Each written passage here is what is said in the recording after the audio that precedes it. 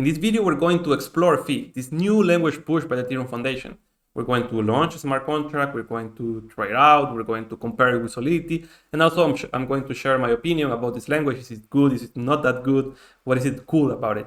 So let's dive into it so you can learn more about the Phi language on the phi/lang.org website. And it has, they say they have three main characteristics. One, that it uses static typing. This is not something new. Solidity also uses this. This is you have to be very explicit on the type of your variable. This is to avoid bugs, and I think this is good for a Solidity language. So this makes sense. The second thing is that it has improved decidability. I don't know if I'm spelling that correctly, but what it means is for example, here you have to define explicitly the length of your strings, and you have to be very explicit while, for example, putting something into memory or putting something from memory to the storage. And this is good for developers because sometimes you just try typing code and it looks good, but underneath it is you could be saving a lot of gas if you know exactly what you're doing. So this is something that is different from your normal programming language, and that's why I think it's cool that in a smart contract language you know exactly what you're doing, and the way to do it is just being very explicit. So I really like this idea.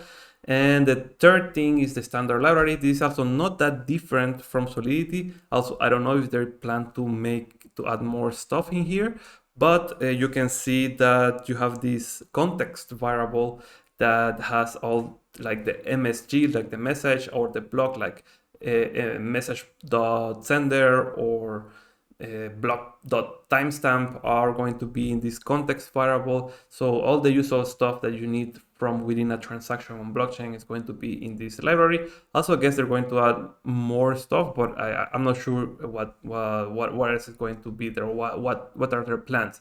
But the cool thing I see about this is that they're learning from Solidity and they're improving stuff. For example, this struct.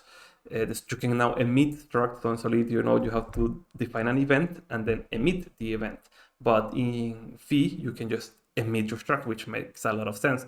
You don't need two different structures. The struct and the event are basically the same. Why not only have one? So I think there's going to be a couple of cool things like that. So yeah, I'm looking forward to it. So now let's go and launch a smart contract using Phi. Let's try it out. Let's see if it works. Let's see how the dev tooling, let's see the progress of it. So first we're going to install Phi like this using this command. On Linux and here on Mac, you can see you just download and give execution permissions. And the next thing is going to be also installing Forge or Foundry. I already have installed, but you can install it this way. It's very straightforward. And if you want to see if you install correctly, I'm now using Phi 0.26 version, which is the latest release here. And also Foundry, after you install this, you can check if you have Forge version, sorry. I'm using 0.2.0. If you're using a different one, it shouldn't be that different, but it may change a lot in the future. We're also going to talk about it. Okay, so now we're going to create a new file, and we're going to put our smart contract there. So we're going to create this file, and we're going to put this here. Okay, so we put this here and we save this file. Okay, and this is the smart contract, and well, it's not colored in my VS Code, so we're going to look it from here. So as you can see, we're defining a couple of structs that are going to be emitted. We don't have to define it as events now. You can just define a struct. You have your state, and you have all your functions. Like you can see, it's very easy to understand. I think if you already know Solidity, you should be you can familiarize yourself super quickly using this. The main difference are how explicit you are while doing everything. And of course, this makes it a little less readable than Solidity, but better for developers because you know exactly what's happening. And I think that's pretty cool. Other than that, I think it's very straightforward. And yeah, we're going to launch a token called myFE token with this symbol, 18 decimals, and we're going to mint, I don't know how much is this, I think it's 1 million on way. And yeah, that should be it. Let's try it out. So first step is going to be to build this.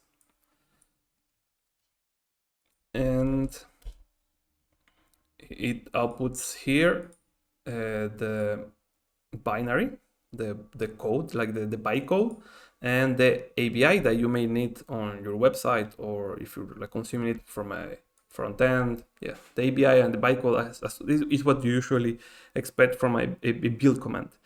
Next, we're going to launch it. So we're going to use the forge cast command. I think this is from mbuild.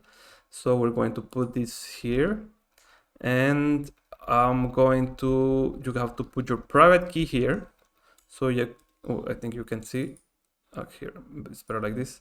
So you need to put your private key here, and you can grab it from MetaMask. So you just go here, account details, show private key, and you put your private key. So you just need like testnet tokens on any or mainnet token if you want to launch it on mainnet. I'm going to be launching it on Scroll testnet. I'm going to leave here links for the Sepolia faucet. If you can bridge from Sepolia to Scroll using the bridge, or get funds directly on Scroll Sepolia. This way, on layer 2s, you can save funds. Also, I've been working very hard on Scroll, so I'm pretty sure that it's working pretty well now. So you can use Sepolia, but also you can do the same thing on Guerli, on Sepolia, or whatever testnet network that you want to use. Okay. The only thing that you will need to change is the RPC here. This one. Okay. Now the private key, I already had it on an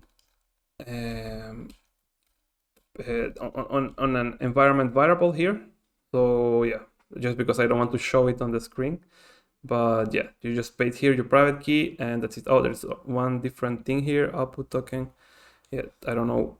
I messed it up because here is in the ERC20 name. I'm going to fix it on the blog post. So as you can see, this should be matching this file. Well, that's it. Okay, let's just launch it. And this will give you the transaction ID and also the smart contract address.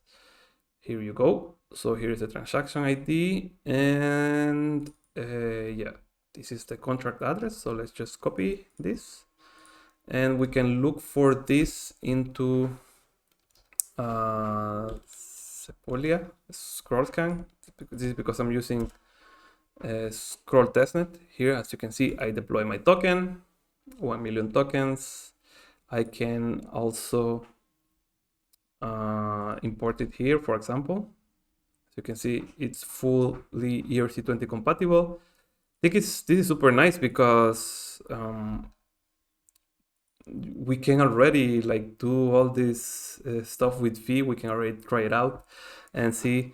And as you know, the thing is that I really hope that we switch from this like Solidity dominance environment, and we have like, because as you can see, Solidity is so dominant now, and I think that if we have more diversity, it's going to be more secure for Ethereum users in general. So yeah, I'm very looking forward for fee. Should you start using fee now? I don't think so for a production project. For me, my biggest the biggest thing what I wouldn't use fee right now is because you can verify your contract yet here. So yeah, we'll be waiting for that, for at least like trying it like in personal projects. But yeah, I think it's very, very, very interesting. Other than that, yeah, I think that's everything that I want to share. Like, also, what do you think? Do you think this makes sense? like these new features make sense?